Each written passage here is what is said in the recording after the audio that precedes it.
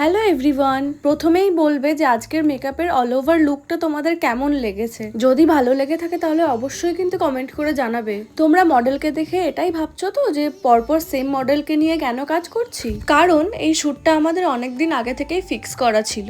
তারপর মডেলের সাথে আগের দিন কথা হয়, মডেলের লোকেশন ছিল দুর্গাপুর আর আমাদের লোকেশন ছিল হচ্ছে উত্তরপাড়া। তারপর ও বলল যে আমাকে 4টের মধ্যে ছাড়তে হবে, কারণ ওর লোকেশনটা অনেকটাই দূরে ছিল।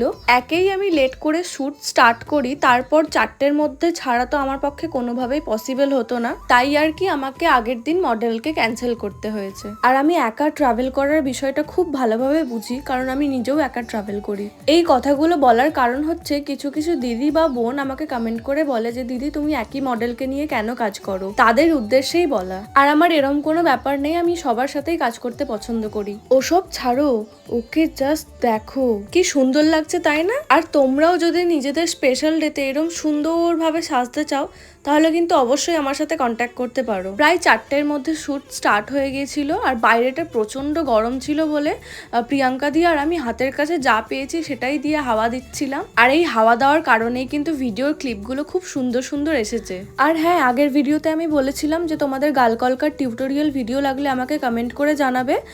তো দিশাস মেকওভার বলে একজন বোন আমাকে রেসপন্স করেছে, তো আমি কিছুদিনের মধ্যেই চেষ্টা করব গাল কলকার ভিডিওর টিউটোরিয়ালটা দেওয়ার। আর তোমরা সবাই প্রচুর প্রচুর ইনবক্স করো যে দিদি তোমার স্কিন কেয়ার ভিডিওটা দাও। আমি চেষ্টা করব রেগুলার ভিডিও দেওয়ার, জানি না কতটা পারবো। তোমরা যদি এইভাবেই সাপোর্ট করতে থাকো তাহলে নিশ্চয়ই পারবো। আজকের জন্য টাটা, টেক লাভ, বাই।